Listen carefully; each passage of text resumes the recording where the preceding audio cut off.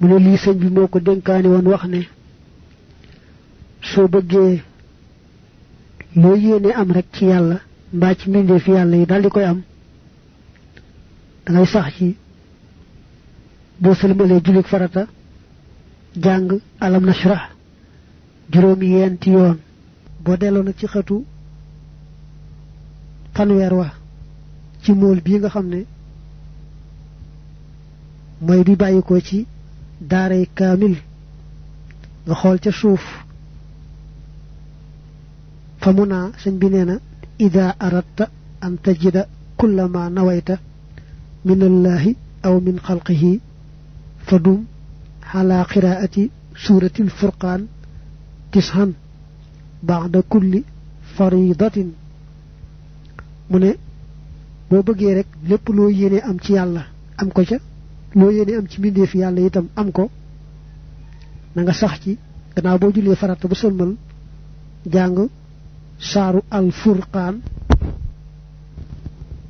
suuratul furqaan juróom yenti yoon daa am ñu wax ne suuratu sharhi lu sëñ bi waxoon muy alam nashrah moom nag moo gën a gàtt lool saaru al furqaan moom mel ne ne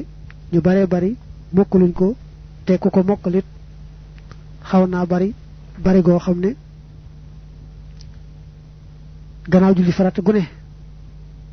nga sax ci di ko jàng juróomi yent yoon yombiwul noona mbaa boog yombul ci ñëpp waaye daal boolim yax yépp moom saaru al furqaan lañu indi wax gi ne alam nashrah la woon moom dañ koy dégg rek nag fa dum ala qiraati suuratul furqaan tishan ba'da kulli farida moo nekk ci mboolem yax yi ñu gis bu teg ca boo bëggee yàlla jéggal la ba nga mel ne bis ba nga juddoo fexeel ba bala ngaa tëdd jàng suuratu duxaan benn yoon mu teg ca boo bëggee yàlla may la wërsëg ba boo amee bor fay ko na nga sax ci bala ngaa tëdd rek jàng saaru waaqiya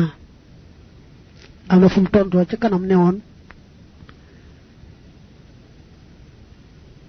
ku takkoo jàng saaru waaqiya guddi gu ne te ànd caakuk dëggu akuk sellal maanaam gëm ne liñ ci digee lu am la te bañ ne naa seet ba xam dëgg la am déet koy jàng ànd ak gëm liñ ci wax te ànd akuk sellal ne ku ko takkoo guddi gu ne yàlla fayal ko ay borom may ko alal ju bari soo jàllee ba ci xëtu 76 dana fa wax ne wa amma kasratu duyooni wa qillatu maali fa man laazama tilaawata suuratul waaqiya fi kulli laylin maha sidqi wal ixlaas qudiyat duyoonu wa kasra maalu mu teg ca boo bëggee yàlla musal la ci fitnay bàmmeel na nga sax ci bala ngaa tëdd jàng suuratul mulk mooy tabaarakal lazi bi yadihil mulk